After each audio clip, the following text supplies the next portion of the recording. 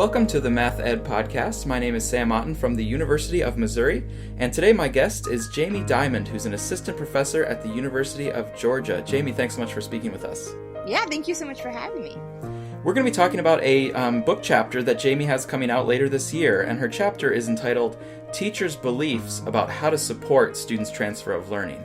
And that's in a forthcoming book from Springer that's about transfer of learning. It's Transfer of Learning, Progressive Perspectives from Mathematics Education and Related Fields.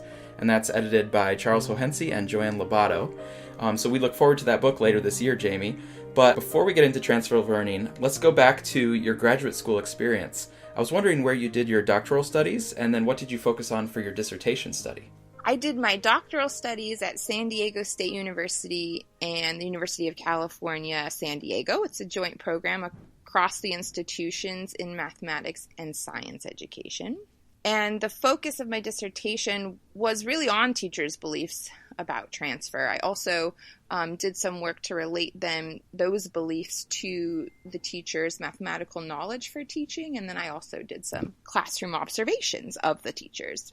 Okay. And who advised you at that point, and who did you work with? My advisor was Joanne Lobato. Uh-huh. Yeah, and I had several people on my dissertation committee, including Vicki Jacobs and Jessica Pearson Bishop, John Cherkowski from UCSD, and Chris Halter. Okay. So you've been interested for several years about transfer of learning. So I've heard about transfer of learning from when I was taking psychology courses back in undergrad. And of course, educational researchers have a lot of interest in the transfer of learning. But first of all, could you just let us know how you think about transfer of learning? And then what is it that really drew you to focusing on it in this way that you've been doing, which is kind of from the perspective of what teachers think about transfer of learning? Yeah, so I think of transfer as any influence of prior learning in one's engagement in a novel situation. So it's really the way in which what we learn shapes or informs our interactions in a situation we've never experienced before, and we haven't been taught exactly what to do, so we kind of just have to leverage those resources in order to figure out what to do. So that's how I think about transfer itself. And then the way that I really got into bringing teachers into the conversation was, I guess it was a matter of kind of two worlds colliding. So on the one hand, I was working on Project Focus for all 4 years of my doctoral studies. And this was a project that was looking at students' transfer of learning based on what those students noticed in the classroom. So on the one hand, that was the world I was steeped in for all 4 years. And then on the other hand, I did a lot of work with Vicki Jacobs, Lisa Lamb, and Jessica Pearson Bishop. And they were really focused on teachers noticing and what in particular those teachers were noticing with respect to students' mathematical activity. And so I was kind of working in both places, and I was wondering why the transfer literature didn't have this sort of focus or this information available about how teachers were thinking about transfer. So we have a long history of how researchers have approached the phenomenon, how they've conceptualized it, how they've designed studies to examine it. But there was really nothing that shed light on the way in which teachers were thinking about it and how they were working to support it. Mm-hmm.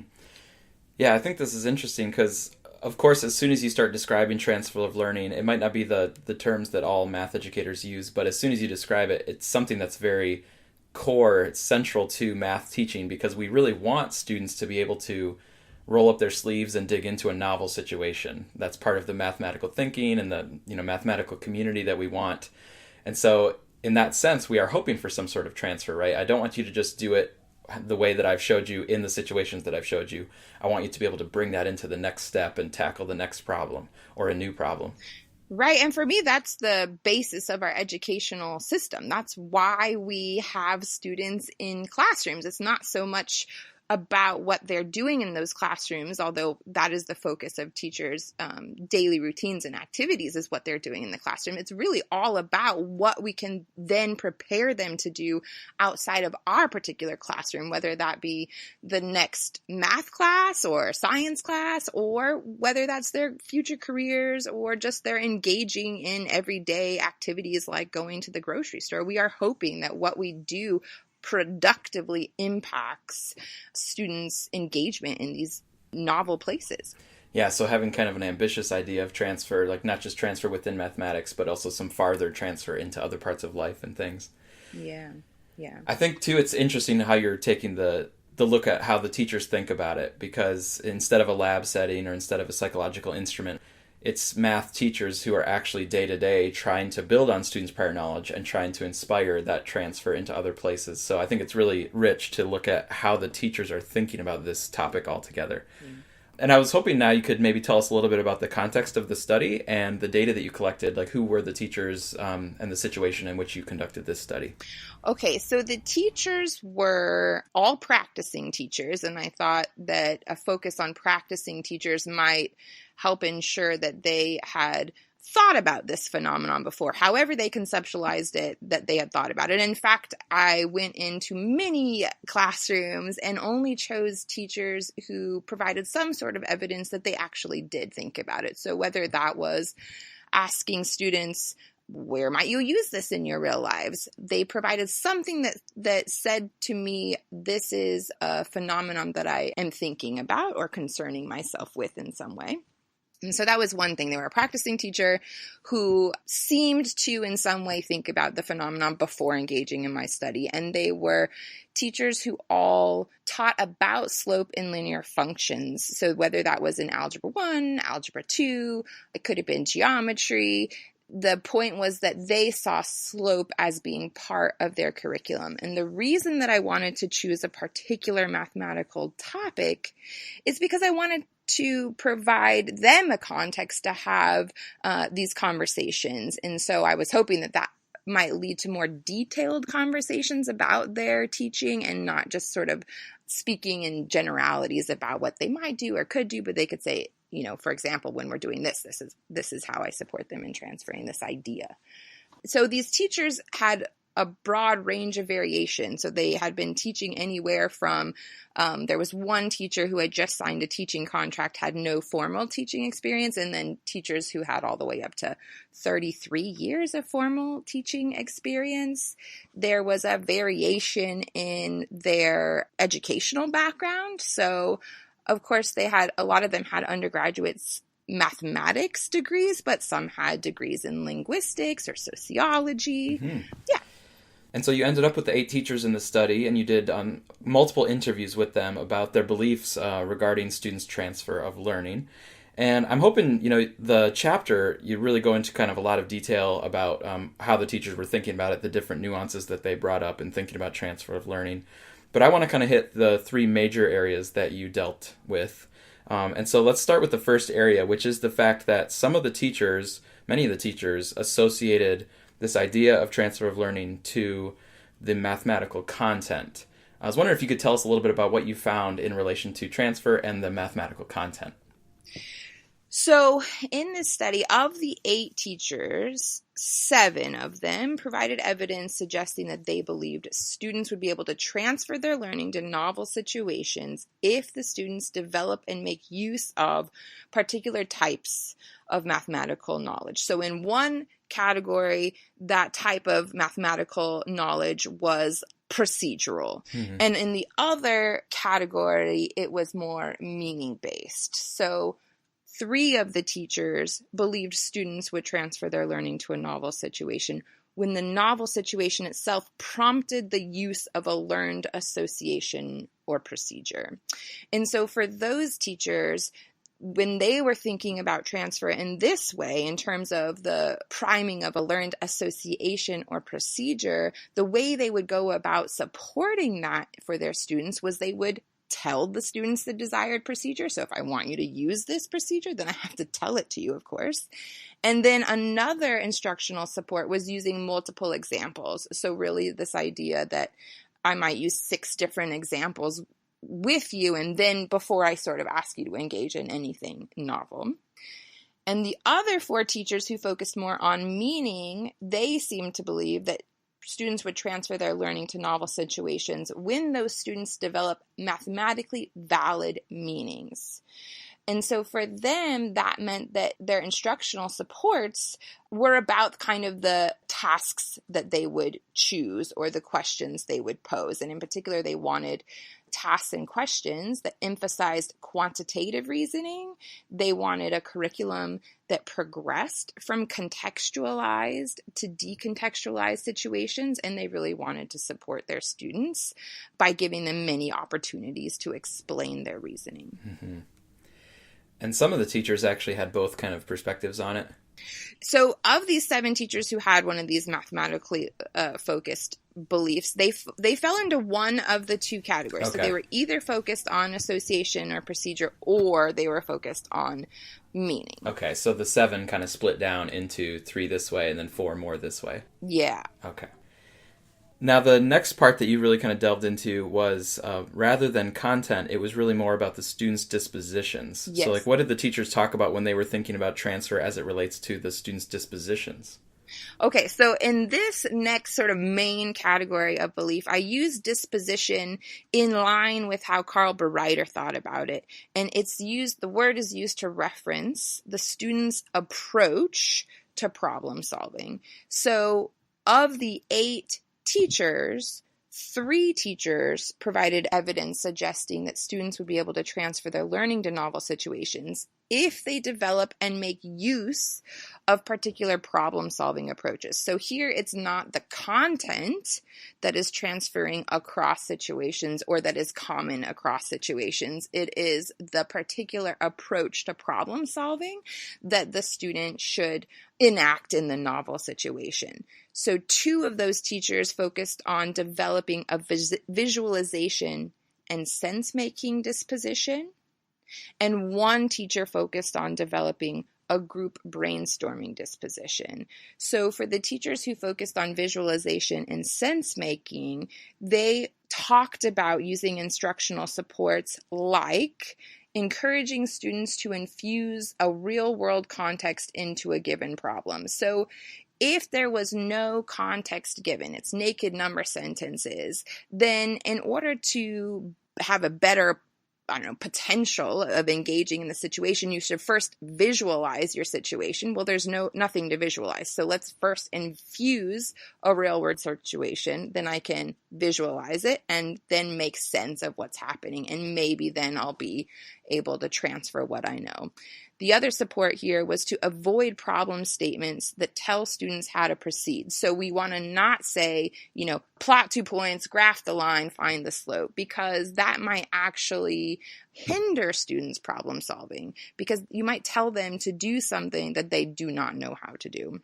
And then in that other case where the teacher was really focusing on this group brainstorming disposition, what she would do in order to support that in her classroom was model desirable aspects of the situation. So she would invite her colleagues into the classroom, and then she and these other teachers would solve a novel task in front of the students. So she would say to them, like, what are you thinking about in this situation? This makes me think about this. And so the hope here was then the students themselves would do the same thing when they were faced with a situation that they did not know how to engage with. They would collect people together and share ideas, and that would be how they would problem solve. Yeah, I kind of resonate with that section of the chapter, because I think when I'm thinking back to when I was teaching, and that was where I probably would have fell if I was being interviewed by you. The group brainstorming. Well, just that idea of, let's kind of share our process of how we're going to tackle this, and then kind of develop that sort of, mindset and mentality. And it can be definitely happening with groups kind of together. Yeah, what's interesting, with the first mega category about mathematical content, that's really not surprising, because the majority of transfer researchers really do situate their work within a particular topic. And oftentimes it's a math topic, or sometimes, like when I was talking about Bereiter, that could even be science. So the first category wasn't super surprising. This second main category about these approaches to problem solving were a bit more surprising, just having been familiar with the research itself. Now that I've spent more time sort of on the other side, teaching a lot, like you're saying, these other approaches or ways of thinking about transfer really resonate, thinking about the approach to problem solving and thinking about the next category, which is what beliefs are going to be really productive in order to support students' transfer of learning. Those were where the novel beliefs and the more surprises were for me. Yeah. Well, I think that just affirms the importance of you taking this teacher's perspectives, going and looking at it from the way that they're talking about it and thinking about it, instead of just always doing it from the researcher side of things. Yeah. But let's go ahead and dig into that. So the last category that I wanted to ask you about here was the student's affect and the student's beliefs. How did the teachers talk about those things? So what was interesting here is, just like with the content category, wherein almost everybody seemed to hold a belief that involved mathematical content, the same is true about these beliefs. So of the 8 teachers, 7 teachers provided evidence suggesting they believed students' affect, specifically their mathematical beliefs, played an important role in their transfer of learning. So 6 teachers believed students transfer their learning to a novel situation when they develop confidence in their abilities to engage in mathematical activity. And for those teachers, in order to support students' confidence, they talked about monitoring the language used in the classroom and supporting students' independence. So with respect to monitoring language, teacher would talk about not letting students say, this is an easy problem, or this is a hard problem, or this is a hard class. She really wanted students to speak about themselves. So I find this to be an easy problem, or I find this to be a difficult problem. Because if the problem itself is easy, then I suppose that means everybody should see it as easy. But if somebody instead talks about, well, I find the problem to be easy, then maybe that provides more freedom in terms of how the other students in the class may or may not think about the problem. And then in terms of supporting students' independence, so for example, one teacher talked about how he would have students work in novel problems in groups, and they would, somebody would raise their hand and he'd go over to them and ask a question, and he'd be like, well, I don't know, why don't you talk with your group mates? And he'd just walk away, and then he'd say, and I'd come back 5 minutes later, they would have figured it out. So giving them time and space and opportunity to answer their own questions was really important in order to develop their confidence and therefore their ability to transfer their learning. And then 3 other teachers, well, some of the same teachers, because we do have teachers in multiple categories. 3 teachers believe students productively transfer their learning to a novel situation when they develop the belief that mathematics is relevant and useful outside of the mathematics classroom. So for them, they talked about using real-world situations in the classroom. And here it wasn't using real-world situations in order to support meaning, but it was using real-world situations in order to support this idea that mathematics is important in the real world. And so teachers would also ask students to then identify real-world situations in which particular mathematical topics are at play. So where might you see this idea, the slope idea that we've just been talking about for 2 days, where might you encounter this in the real world? And that would be how they would sort of support the bridge between classroom mathematics and what happens outside. Mm-hmm. So you've been interested in this transfer of learning for a while, and now you've completed this analysis in the book chapter.